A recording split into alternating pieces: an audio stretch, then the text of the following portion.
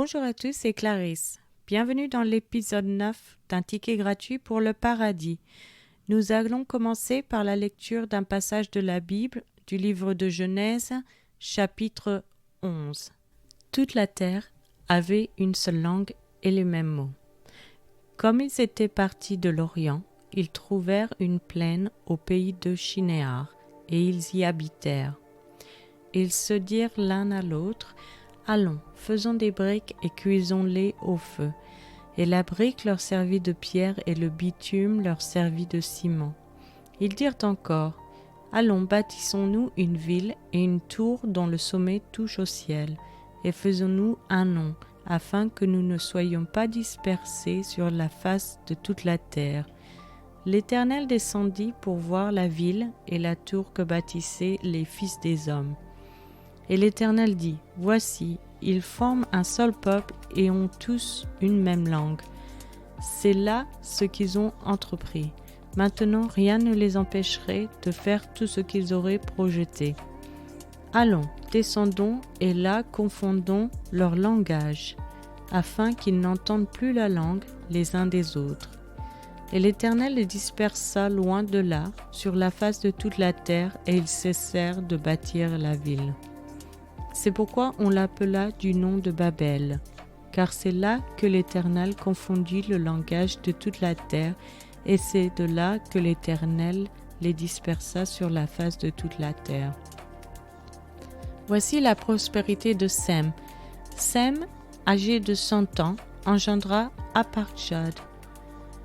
2 ans après le déluge. Sem vécut après la naissance d'Arpachshad 500 ans, et il engendra des fils et des filles.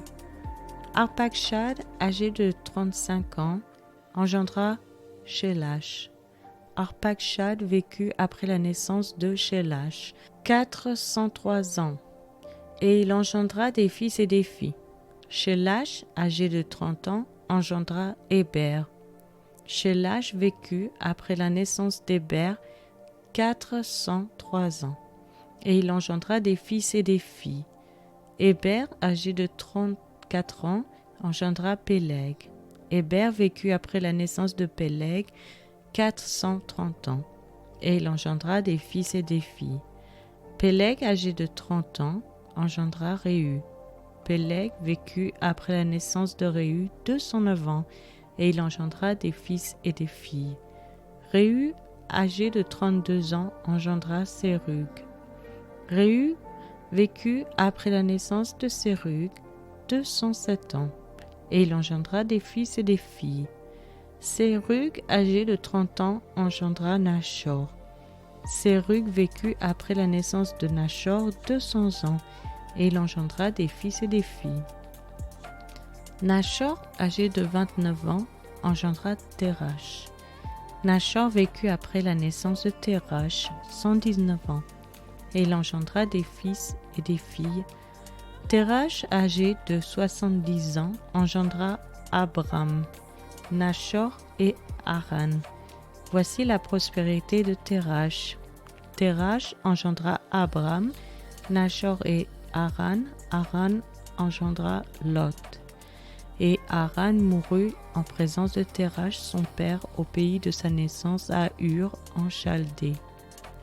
Abraham et Nachor prirent des femmes. Le nom de la femme d'Abram était Sarai, et le nom de la femme de Nachor était Milka, fille d'Haran, père de Milka et père de Jisca. Sarai était stérile, elle n'avait point d'enfant.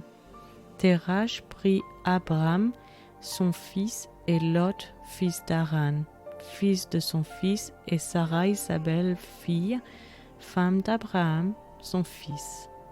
Ils sortirent ensemble d'Ur en Chaldée pour aller au pays de Canaan. Ils vinrent jusqu'à Charan et ils y habitèrent. Les jours de Térash furent de 205 ans, et Térash mourut à Charan.